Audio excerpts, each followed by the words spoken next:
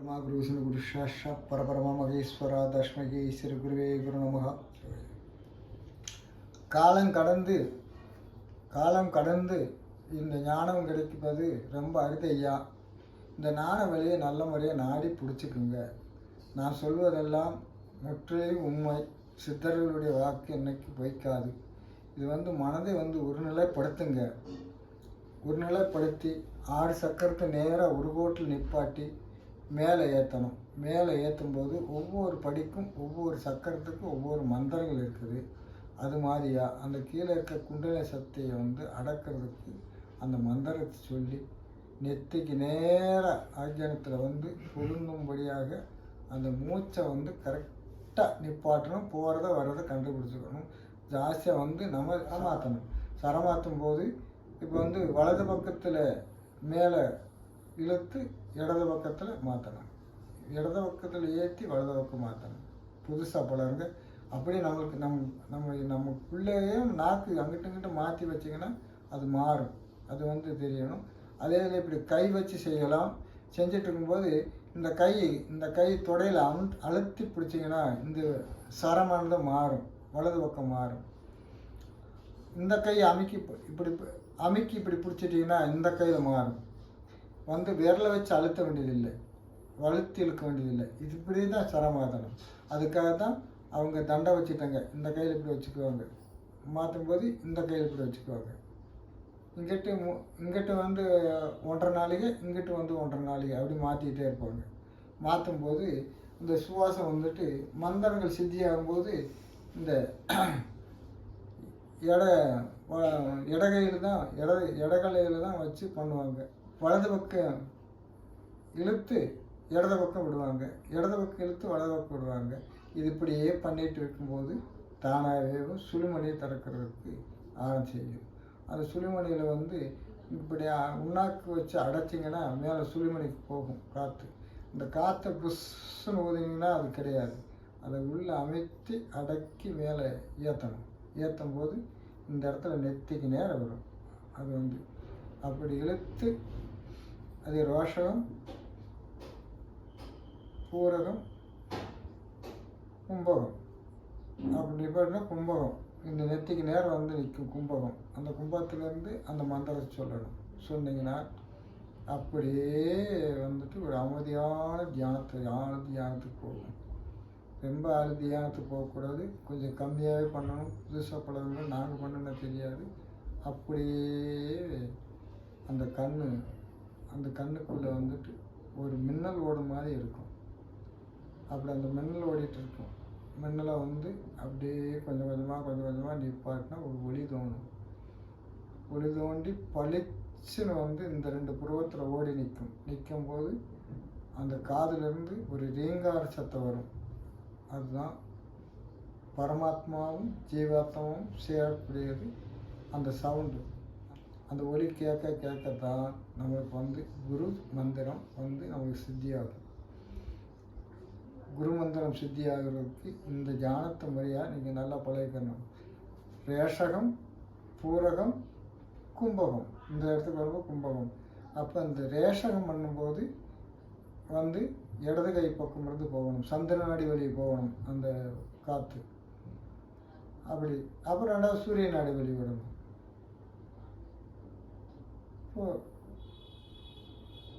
பூரகம் அப்படி இழுத்து நிப்பாட்டினா கும்பகம். இந்த 3க்குமேவும் மந்திரம் இருக்குது. அந்த மந்திரத்தை சொல்லி அப்படி பண்ணும்போது நமக்கு ஏது ஒரு இடைஞ்சல் வராது. அப்படி சொல்லாமல் செய்யும்போது திடீர்னு உட்காந்து அப்படி பண்ணினீங்கன்னா இந்த கழுத்துக்கிட்ட ஒரு வலி வரும். இந்த இடத்துல இந்த ஜாயிண்ட்டுக்கிட்ட ஒரு வலி வரும். ரொம்ப வேகமாக பண்ணோம்னா இந்த இடத்துல டம்முன்னு சவுண்டு கேட்கும். சவுண்டு கேட்டால் ஒரு 6 மாதத்துக்கு வலி பிடிச்சிக்குவோம். அப்படி ஏற்றக்கூடாது. விசுக்குன்னு எந்திரிச்சு குனிஞ்சு ஒரு வெயிட்டை தூக்கக்கூடாது. மெதுவாக எந்திரிச்சு நடந்துட்டு அப்புறம் தான் வெயிட் எடுக்கணும். வெயிட் எடுக்கும்போது உங்களுக்கு பாதிப்பு வராதியா. ரொம்ப அதிகமாக சூடு இருந்துச்சுன்னா இந்த இடத்துல வலி எடுக்கும். வலி எடுத்தால் அப்போ தான் அரும்புல் கஷாயம் சாப்பிடணும். சளி இருந்துச்சுன்னா கொஞ்சம் குறுமிளகா உள்ளே போட்டு கஷாயத்தை வடிகட்டி கொஞ்சம் வெண்ணெய் போட்டு குடிக்கணும். குடிச்சிங்கன்னா நல்லாயிருக்கும். இயற்கையான வைத்தியம் இதுதான். நம்ம வந்து இழுத்து மூச்சை தம் கட்டக்கூடாது. லைட்டாக சனஞ்சனமாக மேலே ஏற்றணும். அப்போ ஏற்றும் போது அந்த புடனைக்கிட்ட இருக்கக்கூடியது இந்த இடத்துல இருக்குது. புடனைக்கு நடு சென்டரில் ஒரு ஊசி முளைய முடியாத அந்த நம்ம துவாரம் இருக்குது. அந்த துவாரத்தை வழி தான் அப்படியே போகும். அது ஏறும். அந்த குடலையும் சக்தியானது மேலே ஏறும். குடலை சக்தி நான் சொல்லித்தரேன்னு சொல்லி நீங்கள் வலுக்கட்டாயம் பண்ணிடாதீங்க. ரொம்ப சிரமம் வரும். மெதுவாக பண்ணணும். ஒரு நாளைக்கு மேலே ஏற்றி கீழே இறங்கும், மேலே ஏற்றி கீழே இறங்கும். அப்படி மண்டல கணக்கு ஆகும்போது 3 மண்டலம் ஆகும். குண்டலை சக்தி மேலே ஏற்றி நிப்பாட்டும் போது அது 3 தீட்சை பண்ணிட்டீங்கன்னா அது மேலே குண்டலை சக்தி மேலே ஏறும். ஏறும்போது உங்களுக்கு வந்து சின்ன நெல்லு முனை மட்டும் ஒரு ஜோதி கிளம்பும். அது நாளுக்கு நாள் பெருகினா தான் வட்டம் கூடிகிட்டே போகும். அப்புறம் அப்படி ரவுண்டாக ஒரு வட்டம் தோணும். அந்த வட்டத்தில் அது வந்து ஒரு ஒளி நடு சென்டரில் சந்திரனை போல் தோன்றும். அப்போ சூரியனை போல் தோன்றும். அப்புறம் வந்து ஒரு புகைநிறமாக தோன்றும். அப்புறம் வந்து செந்நிறமாக தோன்றும். ஒரு மஞ்சள் கலராக தோன்றும். அப்புறம் ஒரு வெள்ளை கலர் தோன்றும். வெள்ளை கலர் தோன்றினால்தான் வந்து நம்மளுடைய சரீரத்துக்குள்ளே இருக்கிற தெய்வ சக்தி வந்து அணிகரித்து ஜீவாத்மா பரமாத்மா 2 இப்படி வந்துடும். வந்து ஒட்டுன மாதிரி அப்படி வந்து உணர்வு கிடைக்கும். ஒரு உணர்வு கிடைக்கும்போது நீங்கள் நடந்துக்கிட்டு இருக்கும்போதே வந்து ஜாயிண்ட் ஆனாலும் ஆகும். உட்காந்து பேசிகிட்டு இருக்கும்போது ஜாயிண்ட் ஆனாலும் ஆகும். அது எப்போன்னு தெரியவே தெரியாது. அப்போ நம்மக்கிட்ட இருக்கிற ஜீவாத்மா அந்த பரமாத்மா வார காலத்தில் அது பிடிச்சி வச்சுக்கிறோம். நீ ஒன்றும் பிடிக்க வேண்டியதில்லை. அது பிடிச்சி வச்சுட்டு அந்த ஒளியை வந்து கப்புன்னு பிடிச்சி நிப்பாட்டிடும். அப்போ நாளுக்கு நாள் நீங்கள் உட்காரும்போது அந்த ஜோதி வந்து அப்படியே சுற்றும். கரகரன்னு அப்படியே சுற்றிட்டே வரும்.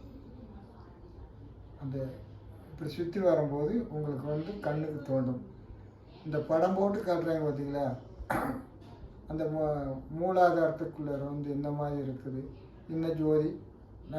பிறகு வந்துட்டு இதில் சுவாசத்தில் என்ன மாதிரி இருக்குது. இதெல்லாம் பேருக்கு வேணும், படத்தில் பார்த்துக்கலாம்.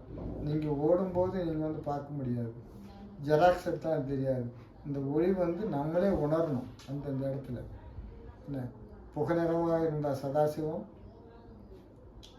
வெள்ளை கலராக இருந்துச்சுன்னா மனோமணி, அதுதான் பாலண்டம்ன்றது. அது வெள்ளை கலராக மாறிடும். அது மனோமணியாக. இந்த பொன்னிறமாக இருந்தால் பராசக்தி.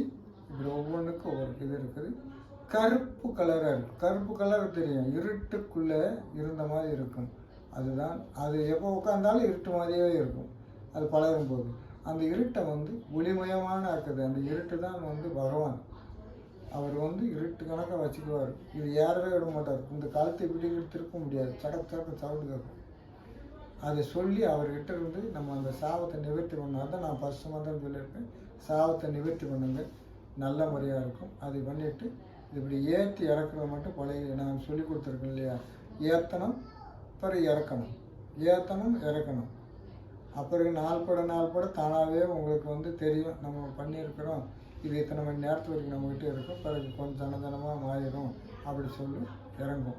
இந்த வந்து ஒழுக்க நெறியை மட்டும் நீங்கள் கட்டாயம் கடைப்பிடிக்கணும்.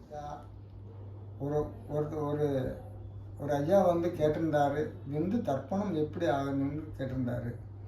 அதுக்கு வந்துட்டு பூமி சக்கரை கிழங்கும் அசுவகந்தாவும், இது தென்னை மொக்கு, இல்லை தாமரை கூட எடுத்துக்கலாம். தாமரை வளையம் வாங்கிக்கோங்க. நல்லா இடித்து மாவு மாதிரி பண்ணிவிட்டு அது வந்து தேங்காயில் பால் எடுத்து காய்ச்சி குடிங்க. நல்லா நிச்சயம் ஒரு 10 நாளைக்கு. அப்போ வந்துட்டு நீங்கள் வந்து சுத்தபத்தமாக இருந்து சேர்க்கை இல்லாமல் இருக்கணும். நீங்கள் சாப்பிட்டு 15 நாள் வரைக்கும் இது குடிச்சிட்டு வந்தீங்கன்னா உங்கள் விந்து கட்டம் நல்ல முறையாக ஆரோக்கியமாக வாழலாம். இது வந்து காலத்தில் செஞ்சுக்கிட்டால் நல்லது தான். இது வந்து கேட்டிருந்தீங்க, 2 வாரம் ஆச்சு. நான் இன்றைக்கி சொல்கிறேன். அதுக்கு வந்து போகிறாங்க. மற்றபடியாக வீடியோவில் வந்து நீங்கள் கேட்கக்கூடாங்க. இன்ன ஊர்லேருந்து நாங்கள் அனுப்புகிறோம், இதுக்கு வந்து பதில் சொல்லுங்கன்னு சொல்லுங்கள். அதுக்கு வீடியோவுக்கு தந்தால் பதில் நாங்கள் சொல்கிறேன். அடுத்த வீடியோவில் சொல்கிறோம். இது வந்து அடுத்தடுத்த வீடியோ போட்டு வரோம். நீங்கள் கேட்டு பலன் பாருங்கள். அதே வந்து இது வந்து சப்ஸ்கிரைப் பண்ணுங்கள், ஷேர் பண்ணுங்கள். நீங்கள் சொல்லிடாதீங்க மந்திரத்தெல்லாம் உங்களுக்கு பலிவதமாகாது. ஷேர் பண்ணி விடுங்க, அவங்க வீடியோ பார்க்கட்டும். அதே மாதிரி லைக் பண்ணுங்கள். நல்ல முறையாக வாழுங்க. என்ன இந்த ஆண்டவன் அருளால் நீங்கள் நல்ல முறையாக இருப்பாங்க. திருச்சிற்றம்பலம்.